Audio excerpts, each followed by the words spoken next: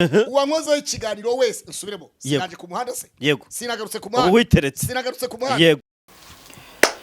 Reka nangire shimira rero kandi nanaha ikaze abantu mukunda kandi mukanakurikira Umwitsi TV. Gahunda zacu ni izisanzwe no kubagezaho amakuru hirya no hino yaba imbere mu gihugu, hanze yacyo ndetse no ku migabane ituyise. Ubwo ndavuga mu karere k'ibiyaga bigari, hirya mu baturanyi b'Abarundi, Abakongomani, Abagande, Abatanzania. Buri munsi murabizi ni ibintu mwamenyereye. Iyo ngiye kubaha ikaze mba ngomba guhera imbere wacu mu gihugu hanyuma nkagera no mu baturanyi. Nta rimwe nzareka kubibabwira kuko muri ingenzi nayo mpamvu mudukurikira. Ikindi nanone mbwira abantu bose baba ku yindi migabane, ndavuga bari Burayi, ubwo ni diaspora yose, nizere ko mumeze neza kandi ibiganiro byacu bigenda bibaryohera umunsi kundi. Nyamuneka mujya muri comment ariko munanyandikire mumbwire ko ibintu biryoshye ari amahoro. So murabyumva rero, ntago ijwi ryanjye rimeze neza nkuko bisanzwe, ntago meze neza mu muhogo. Sinzi ukuntu narwaye, mushaka kuba ngiye gusarara ariko ndizera ko muri bunyumve, muranyumva kabisa, nta cyatuma mutanyumva. Bo reka nongere nigarukire ku muntu uzwi hano mu Rwanda umaze kugira akantu k'agafe mu gatoya, cyane ko nimvuga ngo ni gatoya nyine ni gato, ntago karafatika. Umuntu witwa Pastor Claude, murabizi ko amaze iminsi mu byago, twarabivuze mu biganiro byatambutse.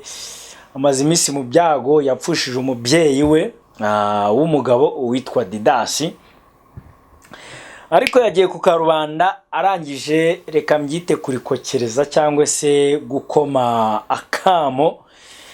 Ntiyigeze ameshoninga ngavuga izina, ariko yavuze ndetse avuga en general.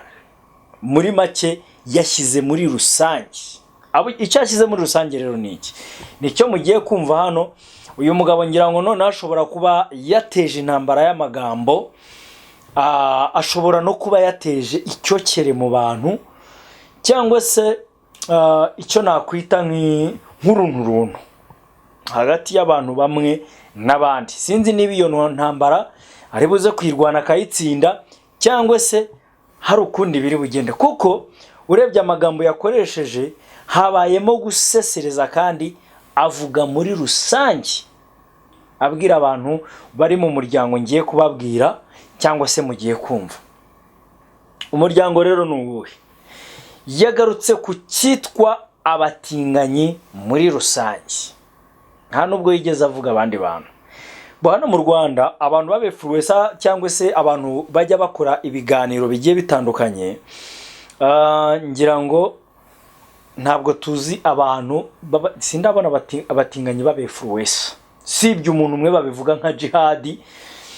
Ariko reka dukome urusyo, dukome n'ingasire. Uno mugabo yikomye ikintu cyitwa abatinganyi, aravuga ngo umutinganyi uwo ari we wese wamvuzeho, umutinganyi uwo ari we wese wankozeho ikiganiro, ndagira ngo mubwire ko nyine yabaye nk'utanga iki ubutumwa, cyangwa se yabaye nk'utanga integuza. Yavuze ngo muri make, mu magambo make, urebye ibintu Pastor Claude yameze nk'uwazanye icyo twita umujinya w'umuranduranzuzi.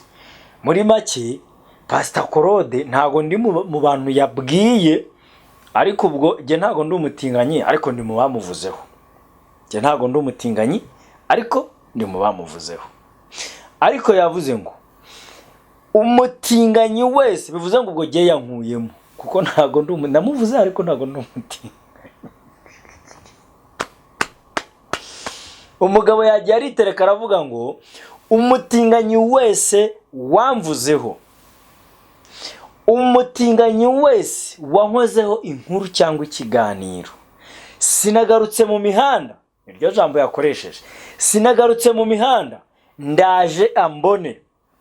Ndagira ngo mbabwire ngo uyu Pastor Claude ni gashyushya rugamba, ni gashyushya nkuru, nyina aho byabaye nta hatangwa. Muribuka igihe ijuru ryari rimeze nkaho ryagwiriye umuntu bita Sabe, murabyibuka inkubiri y'amagambo no kuvuga ngo yagiye gusambana kwa Ngwino Ndebe, bavuga ngo yasimbutse igipangu. Nibyo ntago ari byo bavugaga, yari yagisimbutse. Pastor Claude yari yifashe aragenda azana ka metero, ni metero bita bushumi, metero bushumi ngira ngo abantu mwize primaire mwarayize niko bayita, n'aka metero kajya kumera nk'agasenda bubawe y'inkoko.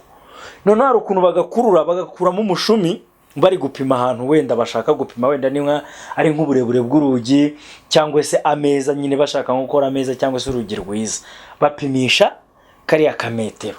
None Pastor Claude ahantu Sabe yari yasimbutse agenda ameze nk'uri gucika kamera zimukurikiye kugira ngo zitamugaragaza amugani, aho yari ari kubundabunda iyo ngiyo, yaragiye ahera hejuru ku gipangu aho Sabe yasimbutse, aragenda amanura metero ndani hasi kabisa, arangije agenda nyine apima uburebure bwaho. Umuhungu mu gupima ngira ngo ni naho ni nabwo burya yarimo arashakamo inkuru kugira ngo abone views. Ngira ngo murabyumva, gihe kintu nashaka kubumvisha si ukubibutsa ibya Sabe asimbuka ibipango by'abandi, ahubwo nabibutsaga ukuntu uyu Pastor Claude numwe mu bantu bakunda byacitse na Karabaye akayakaritse hano hakurya muri Nyakabanda, nawe nyine akunda byacitse, nyine Karabaye ayikunda kubi. Numwe mu bantu bakunda kwitabira ikintu bita itiku. Nibe na Jihad witikara rivugana naryemera bate se murabiza bayikomera akantu k'ingoma, akavuga ngo nimutadukunda nimuzakunda nitiku.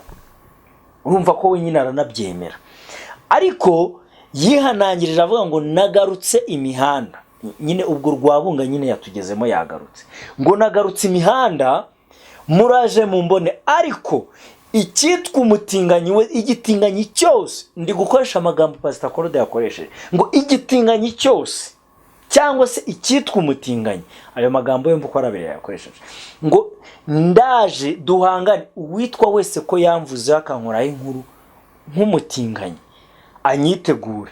Mbo ngewe hano nagize amakenga, nagira ngo muze kwandika muri komanteri mumbwire namwe murumva nk'abantu bakuru koko murumva yavugaga nde, nyine ninde mwumva yashyiraga mu majwi. Impamvu ni iyi ngiyi, Jihad niwe muntu umaze iminsi atongana na Gasuku, niwe muntu umaze iminsi aharambana na Gasuku, umwe aharamba mugenzi we, umwe ngafite ibiturugunyu, undi ngo numutinganyi ngo nagapipi ngo kwiyambura ubusaka ikinishiriza ku Karubanda. Nyine nibyo baba tukanagiye simashana no kubigarukaho, n'ubu ngumba nkoze nikosa kubivugaho kuko nago byaramagambo mba numva nashaka no kuvuga, ariko nisanga nayavuze nyine nk'umwefluencer, mba ngomba kwinjira mu nkuru yose kugira ngo muyumve uko yakabaye.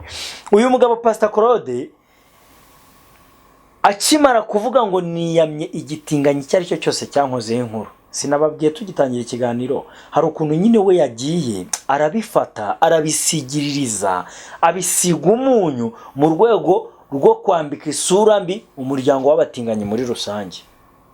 Nyamuneka aho muri mwumve Claude yabikomye, byo ngo nubwo nzongera kuvuga Pastor Claude kuko bira bintu bisigaye binshisha, ntabwo ari pastor, ni Claude umuhungu wa Didas. Rero je nibajije ngo ari nabyo navuze ngo mujye muri komanteri mwandike mumbwire mwe murumva yavugaga ndi, genda va hano muvuze, ariko nyine nugukeka, ngenda cyeka uwo yavugaga kuko ntago namuhamya nigeze nawe muvuga izina. Niba Gasuku amaze imisa tukana na Jihad, nawe muntu wabatukana amubwira ati wamutinganyi we urambaza iki wagitinga, noneho Gasuku arabaga ntajya ashyiramo imiyaga, araza akavuga ati wagitinganyi urambaza iki, wakigorye cy'umutinganyi uramvuga iki. Nyine baba baharama, umwe ababwira mugenzi we nyine amukurira agashyitsi ku nzira. Ntago navuga wa mugani na ndawuyobeje mitamvu ubone wone himpe, ariko nawe urakoreshwa nyine ngo namukuriye intuze kuki ngo inkikunyingwagaho kuki. Oya, araza nyine giyo akamukurira iki agashyitsi ku nzira kugira ngo atanagatsitaraho, akavuga ngo wagitinganyiwe Jihad, kutatubwira ahantu nyokari, kutatubwira ahantu mama wawe ari na papa wawe kugira ngo tubafashe. Wanze gufasha Jackie, noneho twebwe kutatubwira ahantu so ari n'ahantu nyokari kugira ngo tubafashe. Agatambuga ati wagitinganyiwe, wamutinganyiwe Jihad. Nyine aragenda akagira gute akamubonuriza. Ahubwo noneho reka twirebere, nta wundi muntu ba muri social media bashinja ubutinganyi. Hari ukuntu mvuga bajya munyihanganira. Hari ukuntu nyine mvuga inkuru naba ntangiye kuvuga cyangwa se inkuru yaryohanye ijambo rikanyisoba nyine nkarivuga igice, mwese mubyumva nyine ko hari ukuntu nditsindagiye. Muri kumva nta wundi muntu bashinja ubutinganyi uretse Jihad, kandi Jihad niwe wihaye Pastor Claude arangije aramubwira ngo ntiwafashije Gogo, ntiwafashije Dorimbogo, wabakinnye ku mubyimba urangije none urimo uraboroga ku gasozi ngo tugufashe. Sinshatse kugaruka mu nkuru nabahaye ubwa mbere, ahubwo ndagira ngo mutege amatwi murangize ikiganiro mwumve ikintu ushaka kwivugira kuri Pastor Claude bitewe n'ukuntu yihaye iki abatinganyi. Arangije kuvuga ikibazo cy'abatinganyi, mwumve ukuntu Claude ari umutindi. Nababwiye ngo uno mugabo agira uburozi ku rurimi rwe, nyine agira amagambo atagira igisobanuro nicyo yigisha muri societe. Nyamuneka zino mbuga ngerekana isabira befruwesa abagenzi banjye, ntitugafate zino mbuga ngo tuzikoreshe nk'abantu bashaka views gusa. Ibyo tuvuga hari abo bifasha, ariko hari nabo bishobora gusenya mu buryo bumwe. Niyo mpamvu navuze ngo uyu Claude ndibagiwe na nongeho kantu ka Pastor. Uyu nguyu Claude mwumva agira amagambo ku buryo ushaka nk'ikintu cyatuma umwumva, cyatuma umutega amatwi kikakuyobera. None n'abamukoresha kuri channel kubera kutagira indangagaciro na kirazira no kwiyubaha bya hato na hato, baramukoresha nyine kugira ngo asohore bya bigambo bye bibo bibonere views. Nyamuneka mujye mwibuka yuko murebwa n'ingeri zigiye zitandukanye, munatekereze nabo muhereza ibintu byanyu. Pastor Claude yahise agira cyaraterura aravuga ngo ndifuriza, ntiyigeze avuga izina, nyine ubwo yavuze nk'abanyarwanda bose muri rusange, ngo ndabifuriza gupfusha nk'uko napfushije, kugira ngo mwumve uko bimera. Mwumve igihe naburaga Didas njya kumuzika cyangwa se kumuhamba, mwumve uko bimera. Nyamuneka uyu Claude uno mugabo n'umugome. Nawe kureba iki kiganiro wumve ko Claude yakwifurije gupfusha. Icyambere, ntiyigeze avuga uwo bafitanye ikibazo ngo abari we yifuriza gupfusha. Ntiyigeze avuga umuntu uwo ari we wese baba babangamiranye ngo abari we yifuriza ibyo bibi, wenda agendeye ko nawe yabimwifurije. Ariko yavuze ngo namwe, ubwo ni buri muntu wese wumva ururimi rw'ikinyarwanda, ubwo n'abanyarwanda muri rusange dufatiyemo n'abandi bumva ikinyarwanda batari abanyarwanda, namwe bisubiyemo, namwe bifurije kugira gute gupfusha. Nicyo kintu yavuze. Ntago njya mvuga nsakuza, nta nubwo mbikunda. Nyamuneka nta nubwo nkunda akajagari. Niyo mpamvu mvuga ibintu byanjye nitonze kugira ngo njyane ijambo kurindi, ingingo ku ngingo, kugira ngo mashe kumva ibyo ndimo ndababwira.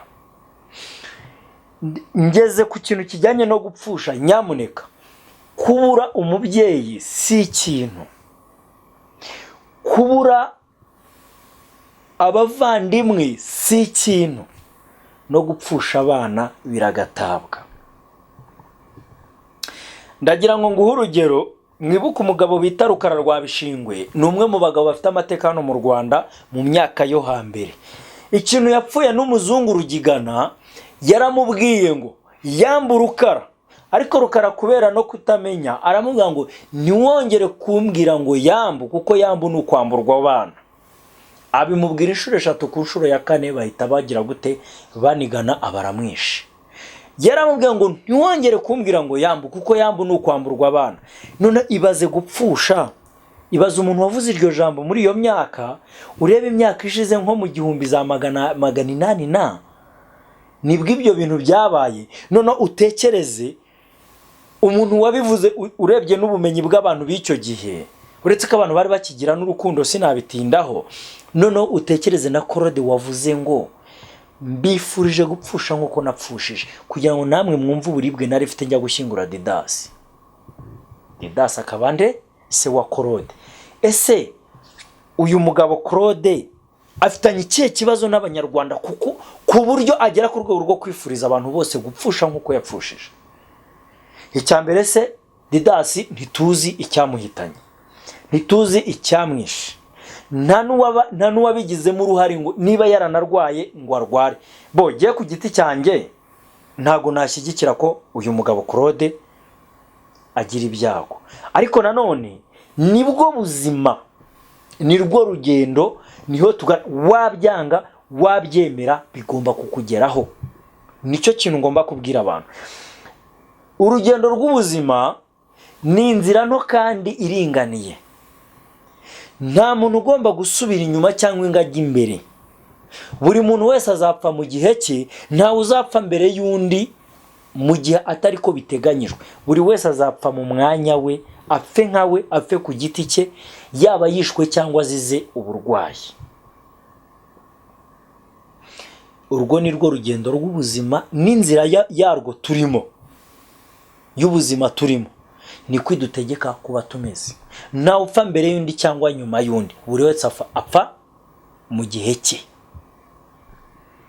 Wowe unkurikiye niba uzapfa mbere yanjye, ntabwo byakunda ko mpfa mbere yawe. Ntibibaho, nta nubwo bishoboka. Rero uriya mubyeyi yapfuye mu gihe cye, ndetse yapfuye mu mwanya we. Apfa nkawe, agenda nkawe. Nawe igihe cyawe nikigera uzagenda, nanjye igihe cyanjye nikigera, nyamuneka nzagenda. Kandi nkwibutsa ko igiti kizabazwamo serikeye bazagushyinguramo n'ubu kirahari, kirateye kandi kirashishe. Nta n'uzagitema ngo agikoreshe ibindi bintu. Nyamuneka ngo agicanemo inkwi cyangwa agiye kugitwikamo amakara. Ntabwo bibaho. Icyo giti kirahari, kiragutegereje kandi kirashishe. Rero Claude yipfa n'abantu, yigirana ikibazo n'abantu. Niba ari umuntu bafitanye ikibazo ku giti cye, namuha ubutumwa agomba kumuha, ndetse cyangwa se ubutumwa yamugeneye abumugezeho. Ariko areke kubwira abantu bose muri rusange ngo mbifurije gupfusha nk'uko napfushije. Mwumva uburibwe nanjye nk'ubwo nari mfite mperekeza Didas. Impamvu ugiye mvuze ibi ngibi ni impamvu yumvikana, ni impamvu n'undi wese yakumva. Pastor Claude, nako Claude, nta nubwo uri pastor, we Claude utinyuka utubundi guhagarara kwavuga ngo mbifurije gupfusha nk'uko napfushije. Jewe nta kibazo dufitanye, ari cameraman wanjye nta kibazo mufitanye, n'undi wari wese ukuri iki kiganiro nta kibazo mufitanye. Wafasha uwo mufitanye ikibazo niba ari abo batinganye, ukagenda ukabatingiriza aho hirya iyo ngiyo, akaba ari ujya kubabwirira uburyo bagomba gupfusha, ariko utavuze abantu bose muri rusange. Wa mugabo we ko mbona usigaye mu bintu byose uvuga utatekereje, ukavuga utarebye, utabanje no gutekereza ibiri buve mu ingaruka ziri buve mu byo wavuze. Jewe muzajya mukora amakosa nze mbabwire, ndetse mbereke ibyo mwakoze mubone ko namwe ari amakosa. Ntabyera ngo de nanjye nta wamburaho ikosa.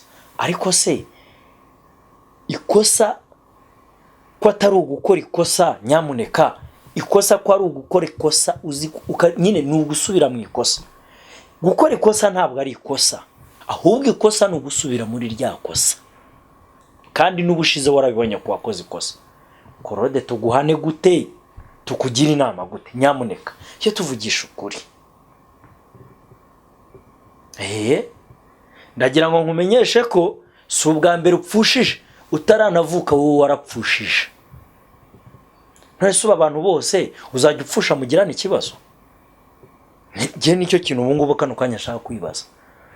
Ndagira ngo nkwibutse ko we Claude ntabwo wapfushije umaze kumenya ubwenge, wapfushije utaranavuka, kuko ufite ibisokuru, ufite banyokwanyu na baso wanyu utanazi. Wapfushije kera, uyu munsi rero ntabwo ari upfushije, ndetse uzahora unanapfusha. Numara no gupfa uzapfusha, kuko ntabwo nupfa abagukomokaho n'abukomokaho bazahagarara gupfa ngo nuko wagiye imbere yabo.